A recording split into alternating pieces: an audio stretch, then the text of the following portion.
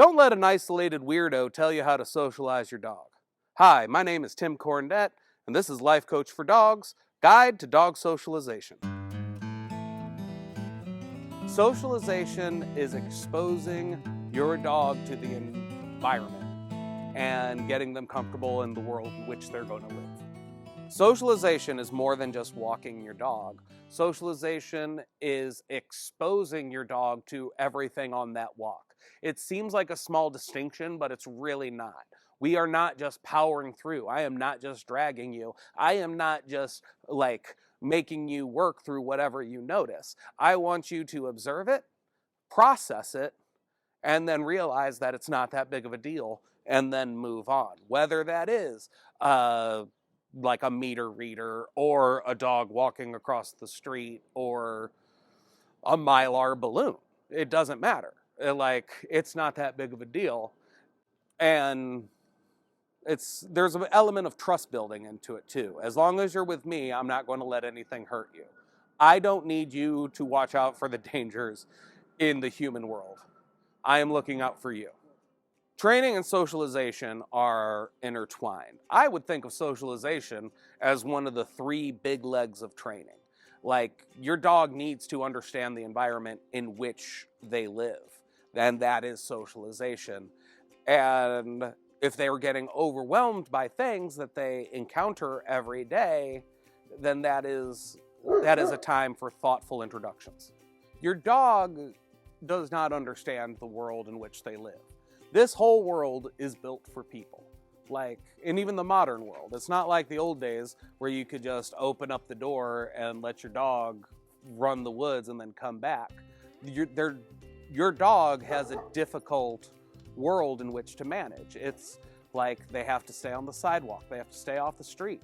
They have to be good with all sorts of people. They have to deal with garbage trucks, box trucks, delivery trucks, meter readers. They have children that run up and down. There's other dogs. There's weird critters. Whatever context your dog lives in, they have to know what they are going to be expecting. And in order for them to know what to expect, you have to show it to them in very small increments. A UPS man can bother your dog so much that UPS trucks start to bother him. And then any delivery guy, any box truck in general is going to be a problem. Because that's just how your dog thinks. They don't know what a threat is and what isn't. To a dog, somebody that comes, leaves something crazy on your package and then runs away is something that's very suspicious. So you have to do the extra work to let your dog know that what they might think is suspicious is in fact not. Dogs are hillbillies. They're afraid of everything that they're not familiar with. Big old hillbillies. I would begin socializing right away. It doesn't matter if it's a rescue dog or a puppy. The minute you bring your dog into an environment, you want them to understand that environment. You want to do the work of creating a safe space ASAP. And as soon as there's a safe space established, you can start expanding that safe space little by little by little. You are safe here. You are also safe here. You are also safe here. A puppy has one view of that, and it's like exposing them for the first time. But even if you get a rescue dog or something like that that has a troubled history, you start that socialization work right away. That is how you get a dog to calm down. That is the kindness. Imagine if you were plunked into the middle of France and you spoke no French. The kindest thing to do would be to okay, we're going to start French lessons ASAP. We're not going to be listen, we just want you to get settled for 6 weeks and then we're going to teach you French. It doesn't make sense. Your dogs are plucked from a language they know and are forced to speak a language that they don't understand. So you want to start them understanding that language as much as possible to the best of your ability right away. Rescues, anytime your dog is going to a new environment, you want to expect that they might have a bad reaction because they've never seen it before. Your expectations should be low. If you have a dog that's never seen anything before, going outside and exposing them to a lawnmower is a big deal. If your dog is at that point, jumping ahead and taking them to the beach is kind of cruel because it's too much sensory overload. It's compassion and understanding mixed with a gentle push out of the nest. Good socialization starts right in your home, right in your neighborhood. I break it down kind of like a video game. Like, what's the easiest walk you can take outside of your door? That's level 1. You know, the more complicated the newer the environment, the more you kind of want to put them off and kind of set them up for success and build them up to it. Places you can take them that can kind of spoil the socialization are places that are too much, too fast. Don't take your puppy to the beach right away because the beach is going to be packed. It's going to have everything. And your dog hasn't learned how to deal with all those things at once yet. So you stand a strong chance of setting yourself back because you've just done too much too soon and now they're scared of everything. You want them to feel that, like, I went out in the world, I had an accomplishment, it's exciting, and then we came back.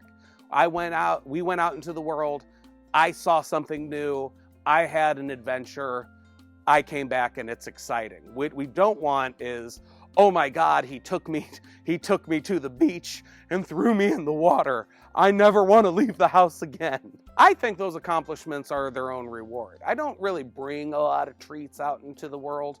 It's almost like throwing one more stimulus into a mix that's already full of stimuli.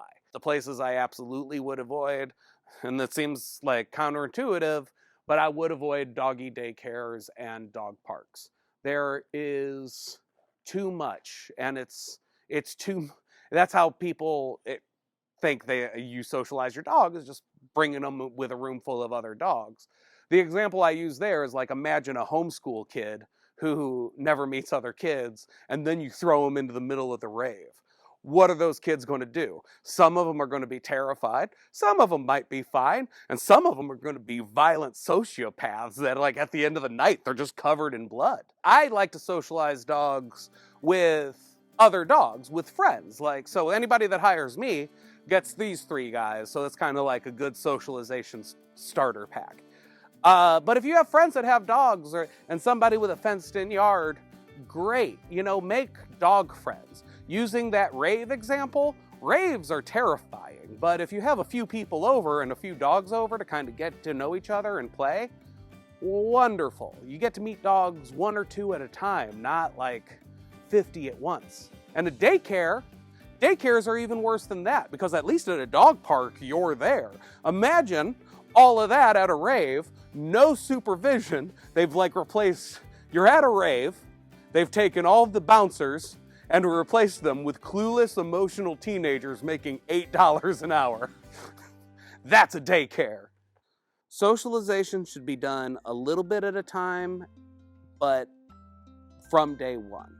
You want to take real slow progress and factor that into the process, but you do not want to put it off. You want to start from day 1.